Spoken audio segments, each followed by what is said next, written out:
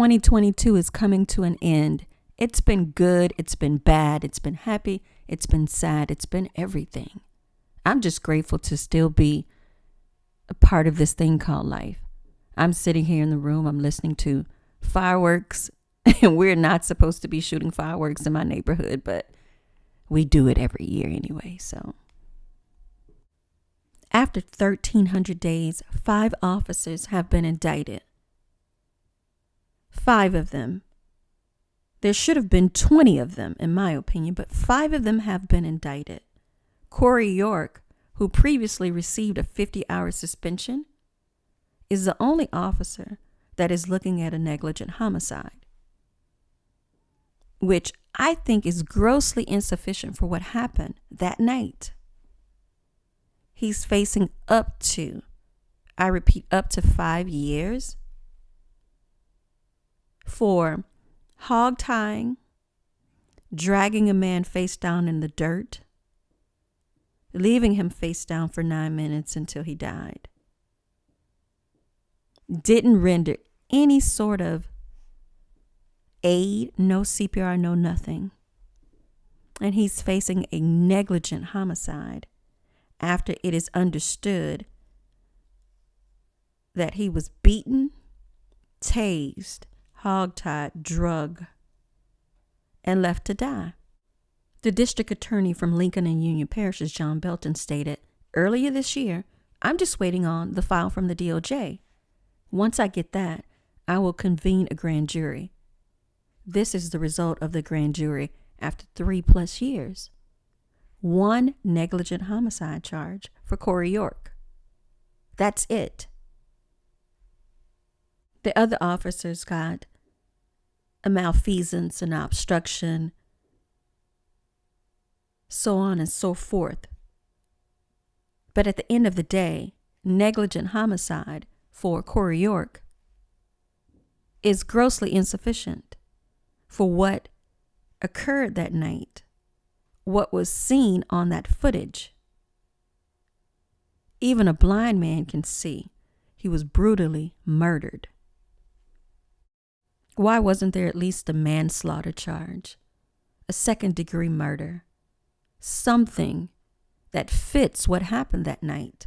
Because negligent homicide does not fit what is on that body cam by no stretch of the imagination. But I can't say that I'm shocked by it, because if it takes 3+ years just to get an indictment, that right there is a problem.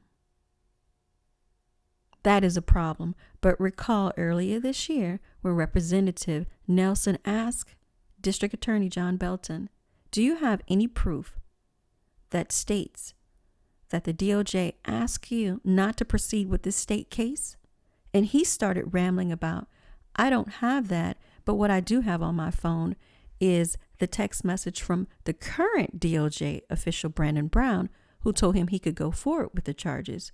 But no one asked you about the current DOJ official that told you could go forward. You were questioned about the DOJ official that asked you not to proceed. And if you weren't paying close attention, you wouldn't have caught it, that he answered the question by saying that, "I don't have that, but I got this." He was asked about the DOJ official that requested that he not move forward, and he answered talking about the DOJ official that told him to move forward. In my opinion, he was being dishonest. But I understand that now he's running for Attorney General. So now we have a little something that's not good enough, a negligent homicide, up to 5 years. But all of the other officers who conveniently destroyed their phones. When Triet Lee, the Louisiana State Police technical support person, testified during the special committee earlier this year, he testified that he sanitized the phones of Doug Kane, Mike Noel, and maybe some others, right? And that was an interesting use of the word sanitize, because sanitize sounds like, well, something good happened. Something was dirty and it was cleaned. But what happened was data was erased from those phones. They were destroying text messages. But is anything ever really erased? It was my understanding that you can subpoena phone carriers for text messages and other information as long as you have the phone number. Drop down in the comments and tell me if I'm wrong about that. The cover-up started from the very beginning with the very head of state government, the governor, John Bel Edwards, in my opinion. He couldn't afford for black voters to know the truth. He didn't want black voters to know what really happened. Would black voters vote for him if they knew he was okay with an unarmed motorist being dragged out of a car after he had already surrendered? His hands were already up. And he was beaten. That's his blood on the badge of one of the officers who killed him. That's his blood on that badge. Would black voters be okay if they knew he was beaten, tased, hogtied, and dragged across the ground, left face down for 9 minutes until he died? Would black voters be okay with that? There were 3 black officers who were in the top 3 positions in Louisiana State Police, not when this happened, but after it happened, who were privy to information. And I'll say that one of them tried. And I'll say 2 of them, their integrity remains to be seen. But he had already surrendered before the officer even placed his hand on the handle. But John Bel Edwards needed to be reelected.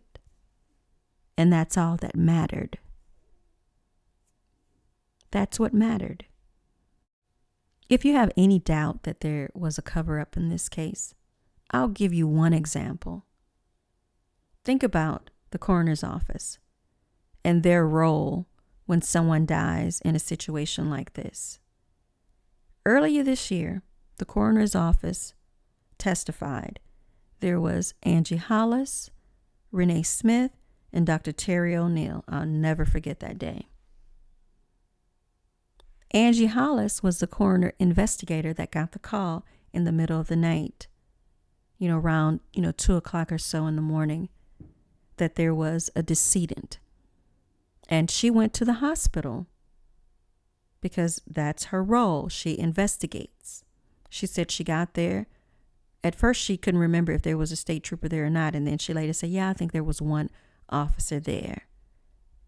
She said she saw his body. She couldn't remember if she put a toe tag on or one on his wrist.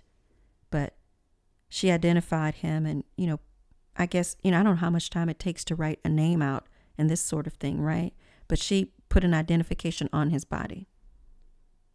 Well, there are no documents from the coroner's office about Ronald Green any place. They can't find them. There's no paper documents. There's no documents electronically about this particular decedent. Drop down in the comments and tell me what you think it is. Do you think that the coroner investigator didn't create any documents? Or do you think that the documents were created, but now they have been destroyed? Because at the very least, the investigators should have documented, I arrived at this time. I have identified the decedent. This is the condition of his body. He is in a body bag.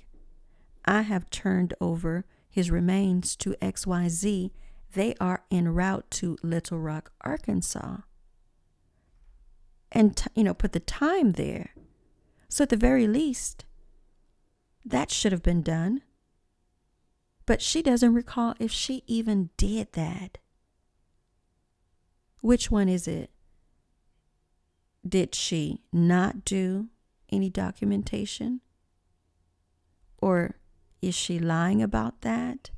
Or has the documentation been destroyed? Which one is it? So we'll see what February brings. Y'all like and share this video. Subscribe to the channel. Happy New Year. I gotta go. I gotta get dressed.